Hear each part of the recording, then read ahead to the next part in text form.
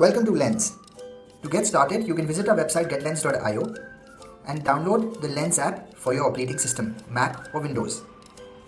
Once the app is downloaded and installed, you can create an account either using your email or mobile number.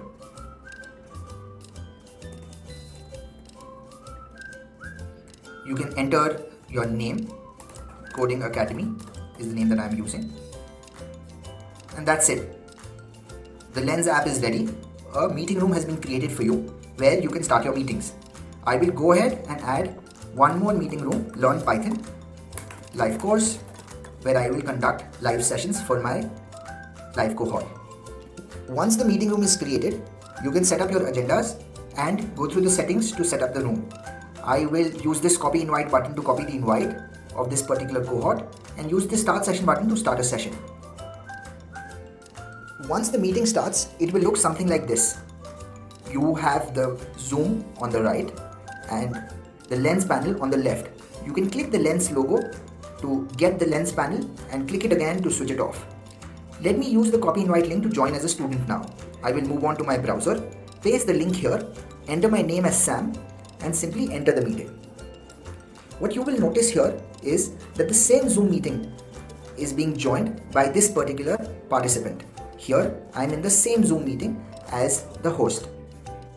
Even on the participant side, the Zoom meeting has this lens icon fixed here, using which the participant can open the Lens panel where they see a few things which are designed for the participants.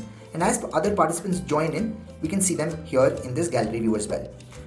Switching back to the instructor mode, here, let me open the instructor panel here, and on this side, let me switch to the participant mode. So now on my right, you're seeing the participant and here you're seeing the instructor. So now in the Zoom meeting, if participants unmute themselves and start speaking, you can see their talk time here in real time. So I'm unmuting myself as Sam. And here when I speak, you will notice that my talk time here as Sam has started to increase. So 6 seconds, 8 seconds and so on. I will mute myself again. And let me go ahead and unmute Bilal. So now Bilal is speaking and Bilal's talk time is increasing. I can mute him back. And here, let me unmute Mubin. So now I've unmuted Mubin, and if Mubin starts speaking, Mubin's talk time is increasing. The next feature is even more interesting. Here, as a participant, if I leave the meeting and go somewhere else, a red eye pops in front of my name. Here, you can see a red eye in front of Sam. If Sam comes back to the meeting, the red eye goes away.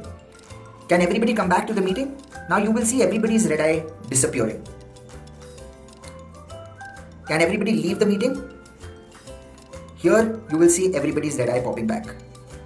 So this means that as soon as participants come into the meeting or are attentive in the meeting, you can notice the red eye disappearing for them. And when participants have wandered away or are not paying attention, you see a red eye in front of them. Now moving on to the agenda feature. Here, we've created 2 agendas here. Let's just start with the session 1 introduction agenda. The agenda is a collection of activities that you can do inside the live session.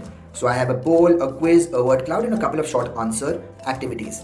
Let's launch the poll activity. I will click on the poll and simply launch it. What you will notice here is for the participant, the poll or the activity opens right on top of their meeting window. They don't have to go anywhere else or type in a code or visit a link. It opens natively right on top of their meeting window. The participant can simply click and give their response. The instructor can end the poll and share the results. Let's move on to the next activity, which is a quiz. Even this activity launched right away. What you will notice here is I can find out who's not responded and who's responded. Here, whoever's given the correct answer shows up. Let me give a wrong answer here. Here, Sam has given the wrong answer. So you can notice that Sam here has an incorrect answer. All the other 4 have the correct answer and Bhaskar has not responded. So all of these metrics are clearly displayed here. When I end it and share the results, the participant can know that their answer was correct or incorrect, as well as what is the percentage of responses for each of the options. Let's move on to word cloud. This is a very interesting activity. Here, participants can mention up to 3 responses. Integer,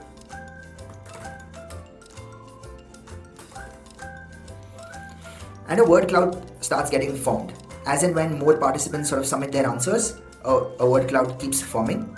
And this is something which really increases the interactivity and the engagement in your live sessions. You can also collect short answers from your participants. So here Sam mentioned software engineer, Mubin's mentioned teacher, Abhijit's mentioned doctor, and so on. And let me collect their contact information as well.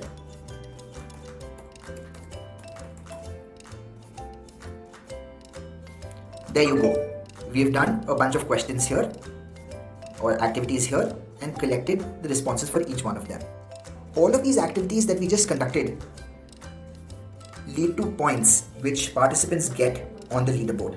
Here you can see that Bilal has 33 points, Shreya has 29, Abhijit 25, and Sam here has 24 points. We have this toggle at the bottom through which the host can make the leaderboard visible to participants and can hide it from participants as well. There is a criteria for the leaderboard calculation. Here we not only sort of give points for the activities that we just conducted, but a lot of other signals like attentiveness, talk time, camera on time are also used for the computation of these points. Here we're giving 1 point for attentiveness, 2 points for talking for 5 seconds, 2 points for keeping your camera on for 30 seconds, and so on. Here Sam can look at the points that he has earned. So 13 points for staying attentive, no points for keeping the video on, 6 points for speaking, and 5 points for participating in polls and quizzes. At the same time, Bilal has got 14 points for polls and quizzes, 8 points for talk time, and 11 points for attentiveness. If you conduct activities which are not automatically given points for, you can always use the award points button to award some points. So here I've given 5 points, 6 points to Sam. And you can see that Sam here has got 6 bonus points.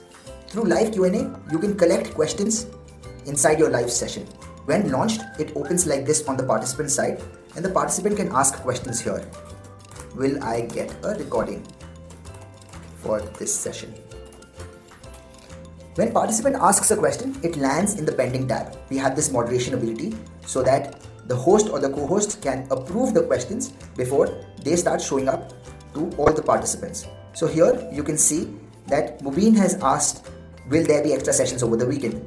This is a question that Sam can see and can simply upvote this question.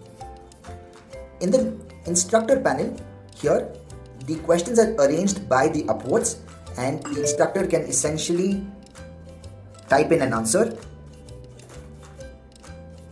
or simply use the mark as resolved button to resolve these after orally responding to them. Finally, when the student actually leaves the meeting,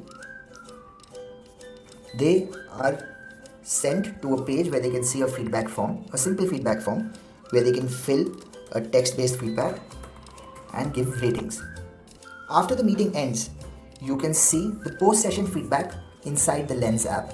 Here, you just conducted a live session which was 26 minutes long, 6 participants, there were 5 activities done and overall rating was 10. On clicking this, I can look at the detailed stats about this meeting.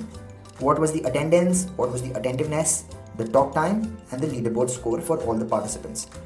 I can look at what ratings were given, what activities were done, what live Q&As were asked, and the other stats about the meeting.